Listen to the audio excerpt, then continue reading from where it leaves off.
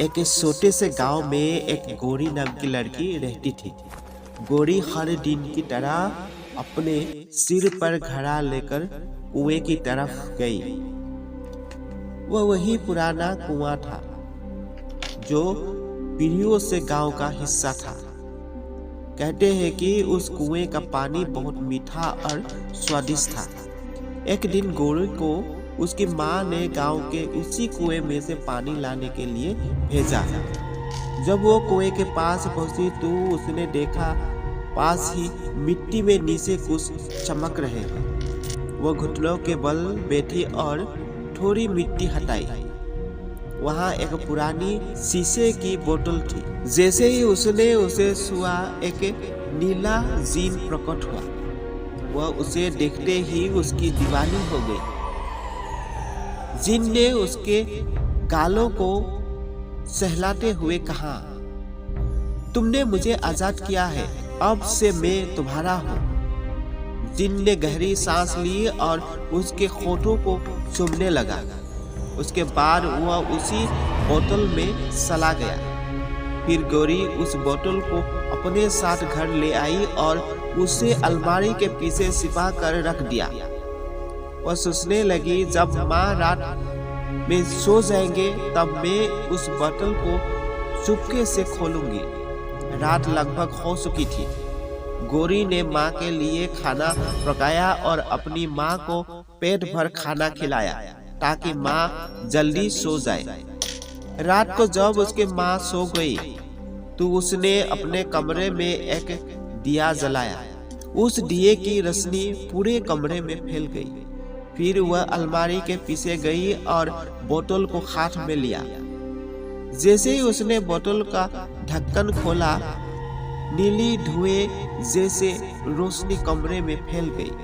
धीरे धीरे उस धुएं के बीच से वही जिन प्रकट हुआ। वह मुस्कुराया।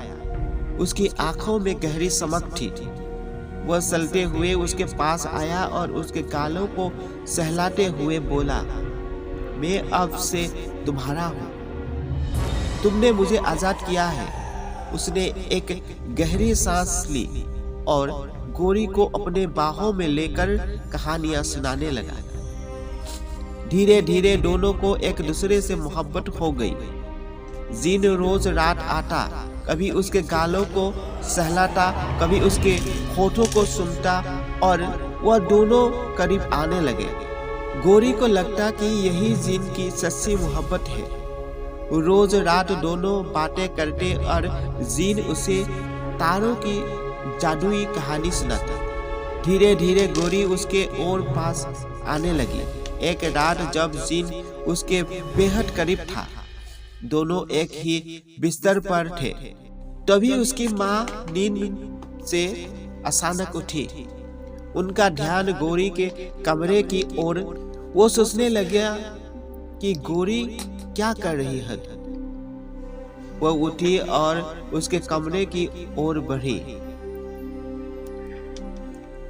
खिड़की से हल्की रोशनी झांक रही थी।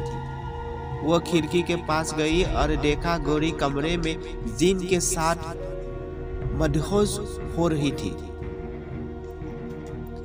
इतना देखते ही उसकी माँ वही खिड़की के पास छिप गई।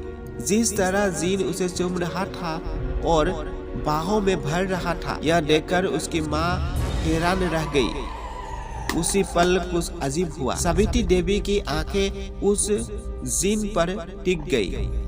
रात का पूरा दृश्य उन्होंने देखा। अगले दिन जब गोरी घर से बाहर गई तो सावित्री देवी ने घर के सारे दरवाजे और खिड़कियां बंद कर दी और उस बोतल को ढूंढने लगी। अलमारी के अंदर, बिस्तर के नीचे उन्होंने घर के हर कोने में ढूंढा, लेकिन उन्हें वो बोतल नहीं मिली। तभी अचानक उनकी नजर अलमारी के पीछे पड़ी। वहां एक चमकती हुई बोतल थी। उन्होंने बोतल उठाई और उसका ढक्कन खोला। तभी बोतल से वही नीली रोशनी चारों तरफ फैल गई। अब सावित्री देवी भी उस जिन को महसूस करने लगी। वो बोली, तुम कौन हो जो पूरी रात मेरी बेटी के साथ रहते हो? जिन बोला, मैं जिन हूँ, इच्छाएं पूरी करता हूँ। तुम्हारी बेटी ने मुझे आजाद किया है। माँ सावित्री देवी बोली, अच्छा तो तुम इच्छाएं पूरी करते हो तो मेरी भी एक इच्छा तुम्हें पूरी करनी होगी। जिन ने कहा, कैसी इच्छा? इतना सुनकर सावित्री देवी उसके पास गई, उसके गालों को अपने दोनों हाथों से सहलाते हुए उसके होठों को सूंघने लगा।